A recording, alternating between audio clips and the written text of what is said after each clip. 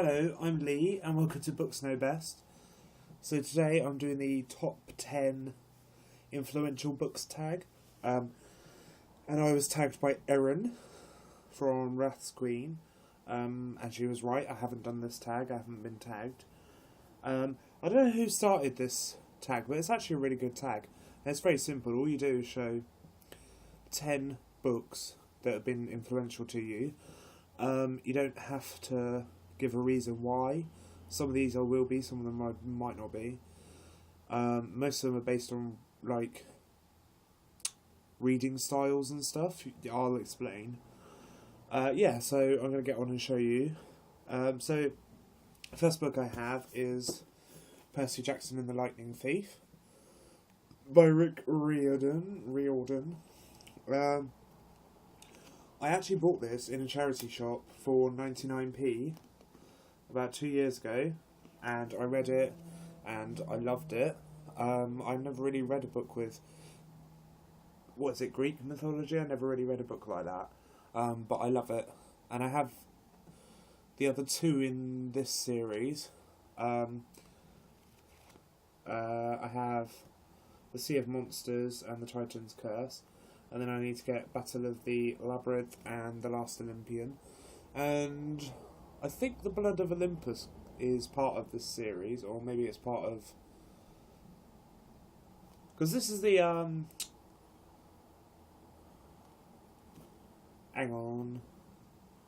Can Percy Jackson find the Lightning Thief? I forgot, I think this is Percy Jackson and the Olympians, and the other one is, Heroes of Olympus series, I think, which is like The Lost Hero and stuff like that. I don't know if Blood of Olympus is part of this series or part of the other series, but, you know. So this has been quite influential to me, because I never really read a book with Greek mythology, and now I love books about Greek mythology. And this mixes like, I'm sure you know, but this mixes like Greek mythology with real life, if you know what I mean. It's quite interesting. The next book I have is The Hunting Ground. This is by Cliff McNish, and I'm not really going to say why it's influential to me, but I love ghost stories and freaky stories that creep you out a little bit, and this really did creep me out. It's about, I'll read you the back. It says, when Elliot and his brother Ben move into the old and crumbling glebe house, they don't expect to find themselves sharing it with ghosts. But soon sinister events are unfolding. An old diary reveals glimpses of the mansion's past and of a terrible tragedy. A mysterious woman talks to the dead, and evil lurks in the east wing, a hideous labyrinth of passageways devised by a truly twisted mind. Can Elliot and his family escape the clutches of Glebe House, or will they be trapped in the maze of corridors forever hunted by the dead? And it's just such a good book. And if you like ghost stories or you like creepy stories, I really do recommend you pick up this, because it is amazing.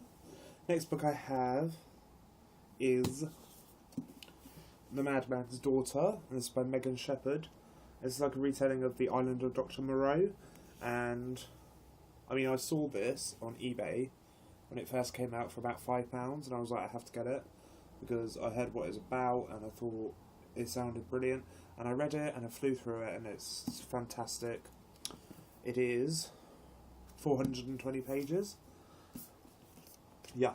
And I know the sequel, Her Dark Curiosity, is out now, so I really want to get that.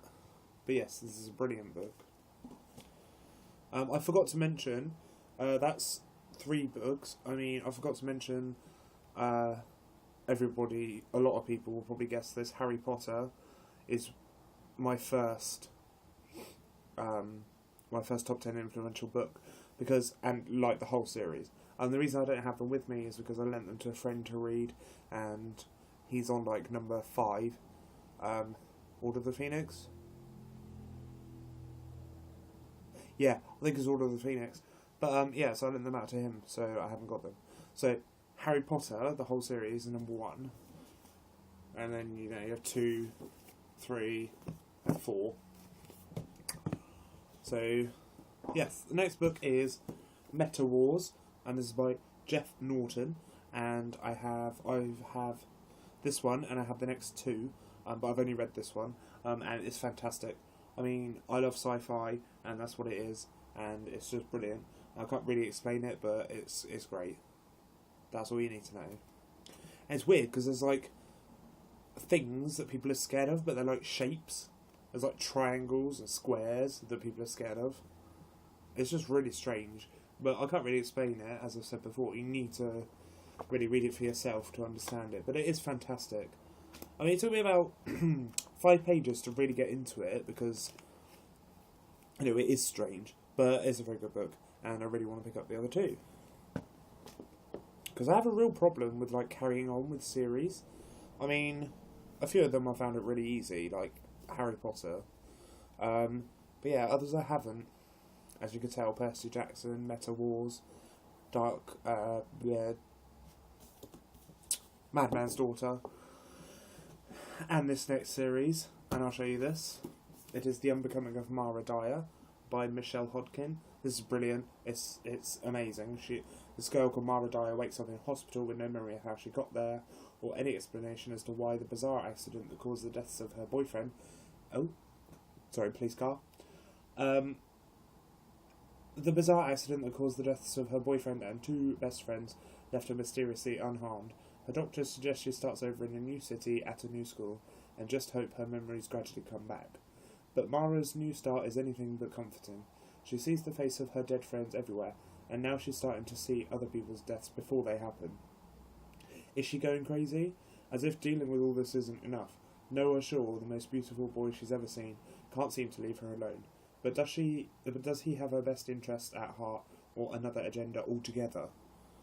And this is a fantastic book. I really want to get the... what's the next one called? There's The Unbecoming of Mara Dyer.